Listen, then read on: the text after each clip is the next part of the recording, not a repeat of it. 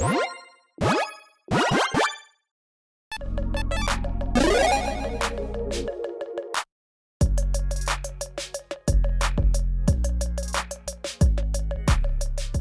everyone, Mitch coming in with the Managorger Studio. Welcome to the show.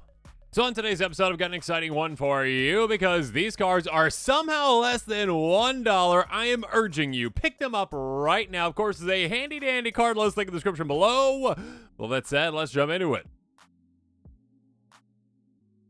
First up, Relic of Legends, just under $1 at 99 cents, and this is a steal right now. An artifact for 3 mana, tap at 1 mana of any color. And if it was just that, it would be absolute garbage, but it is not. It says tap and untap legendary creature you control, add 1 mana of any color, and here's the thing.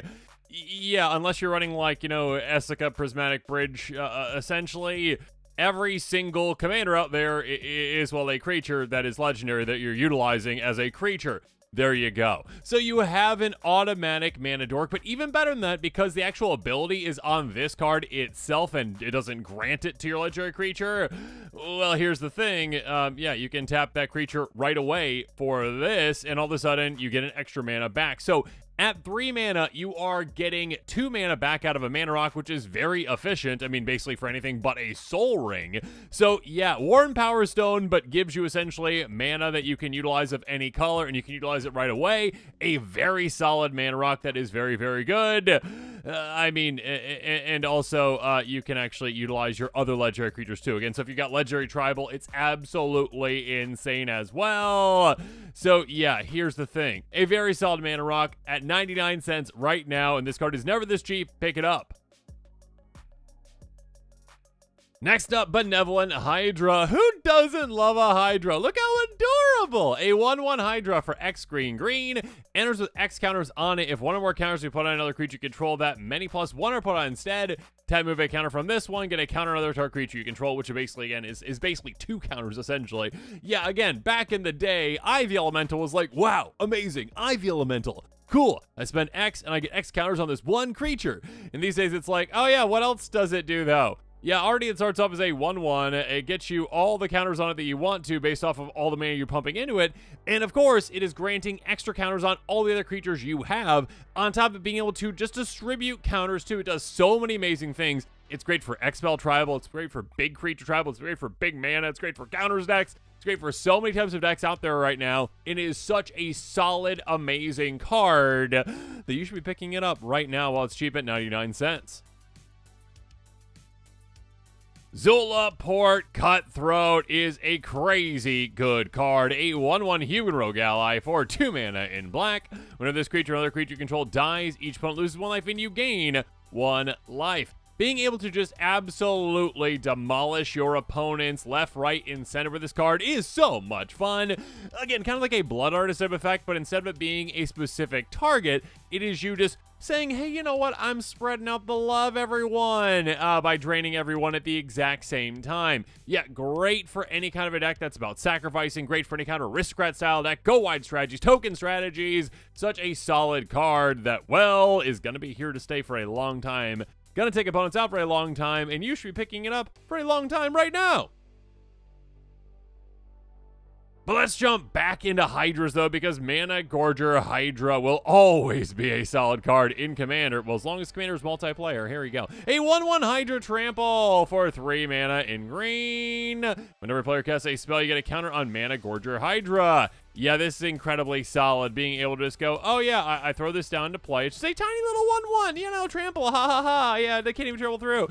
And within no time at all, because, again, it's a multiplayer format, we've got 4 players in total, and everyone's casting spells. Obviously, this becomes the biggest threat on the board in absolutely no time, eviscerating opponents. It is so much fun. It's great for stompy decks, for aggressive decks, for counters decks, for Hydra decks. So many decks out there want to utilize that card like this. Even just tossing it into a green deck and be like, yeah, you know what, it's just a nice little threat to have, and it costs me 3 mana, basically absolutely nothing. Get it down early and demolish opponents. Have fun with this one. Next up, Alms Collector. Again, taking advantage of that multiplayer aspect of the 4-mana, 3/4 Cat Cleric with Flash for 4 mana in white. If an opponent would draw 2 or more cards, instead you and that opponent each are going to draw a card. Here's the thing about this one. Hey, opponent, slow things down. Hey, we don't need to draw a ton of cards, okay? I see you with your giant, X spell, drawing a bunch of cards. Good for you. Let's stop that, okay? Flash is into play out of nowhere. Instead of you, spending all that money from your pull tomorrow, essentially your mana for your pull tomorrow and just drawing a ton of cards, you're like, oh yeah, I was gonna draw 6. Oh no, you're not. You're gonna draw 1. Oh, and I also get 1. There's a tax on this too. You are slowing down your opponents while also speeding yourself up, and yeah, players are gonna be drawing a lot of cards here, there, and everywhere. There's of course ways for you to force opponents to draw cards too, which basically stops them from drawing multiple. Yeah, any kind of a wheel-based strategy can be absolutely devastating with this one too. Have fun with it. Next up, a card that is absolutely incredible in so many situations, can, well, help your game plan or just help you win the game too. Return of the Wildspeaker, an instant for 5 mana in green, choose 1. Draw cards equal to grace power among non-human creatures you control, or non-human creatures you control get +3/+3 until end of turn. Yeah, out of nowhere, pump effect is basically like an overrun, like a surprise overrun. Your opponent's will be like, yeah, okay, a bunch of tiny little squirrels or whatever. I'm not gonna block, whatever. Okay, that's what, 10 damage? And you're like, yeah, okay, yeah, 10 damage, sure, whatever. I'll take it. Or I'll block here, block there, whatever. Okay, yeah, cool. You're like, oh yeah, play this. Yeah, take 30 damage. Yeah, being able to just out of nowhere going, yeah, my army is much bigger than you thought it was, number 1 is amazing. But of course, being able to just go, oh, I cast this instant speed for 5 mana, and I've got a creature up there that's got like 8 power. All of a sudden, I'm like, oh yeah, 5 mana instant speed, draw 8. Amazing. Such a insane, absolutely insane. Green can do everything. It's an absolutely insane card, drawing you so much card advantage. Again, instant speed out of nowhere, built off of your creatures. And again, you're in green, which is specifically the color that loves giant creatures. It is a go wide strategies absolute love when it comes to pumping, and it is a go tall strategies absolute love when it comes to, well, drawing all the cards in the world. Next up, Vandalblast. Such a good card, and one that has gotten better and better and better as the days have gone on, and players are playing more and more and more. Well, yeah, cards that, make treasures and other kinds of, artifacts too, and just more artifacts in general. Sorcery for a single red mana to return artifact you don't control. Oh, but by the way, Overload for 5. Essentially a one-sided board wipe of artifacts, getting rid of all of them out there, which is absolutely incredible. Yeah, it is such a fun card at being able to just eviscerate your opponent's boards, and then just leave yours like, oh, hey, yeah, mine's fine. Don't worry about it. All my treasures are still here. Yours are gone. Bye-bye. Next up, another red sorcery for 5 mana this time with Season of the Bold. Sorcery that says, hey, choose up to 5 paw worth of modes. You may choose the same mode more than once. Paw, create a tap treasure token. Paw. Exile the top 2 cards of your library until the end of next turn. You may play them. Paw. Until the end of your next turn, whenever you cast a spell, it deals 2 damage up to 1 target creature.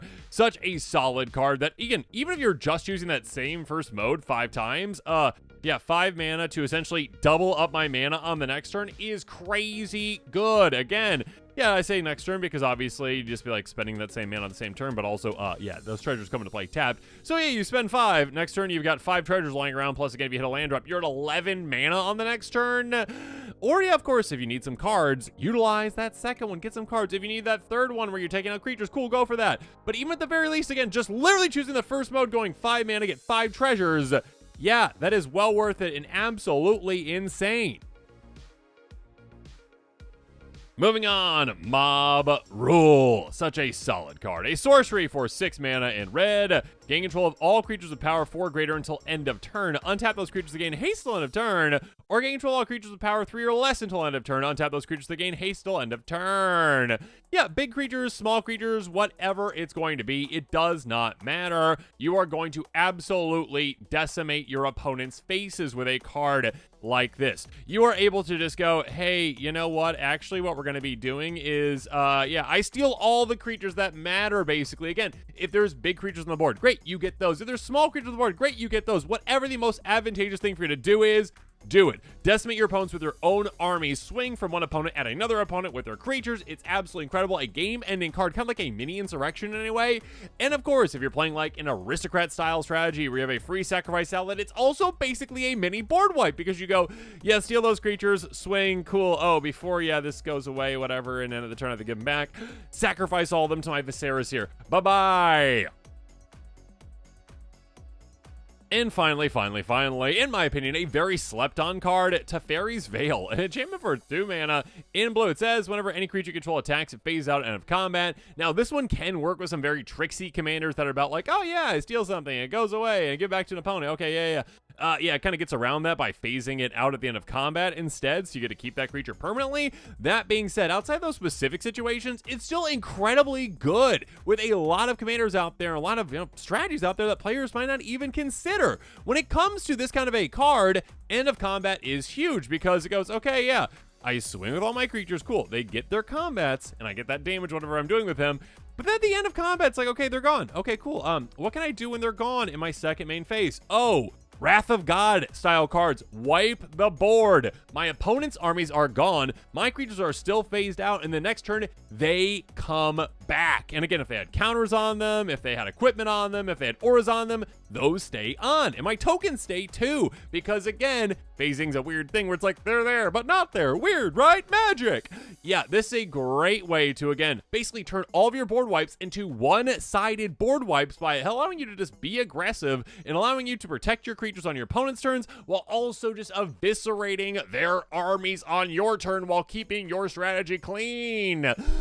And of course, if you've got like a Voltron commander too, and you're just gonna be swinging out anyways the whole time, you're like, yeah, okay, cool. I'm not gonna have it back for blocking anyways. Just utilize this to protect it on my opponent's turn so that none of their sorcery speed shenanigans can touch them. Such a solid card that is so underrated. Pick it up right now for 99 cents. And with that, this episode is coming to a close. Make sure you comment below with your thoughts on this one. And of course, as always, thanks again and have a good one.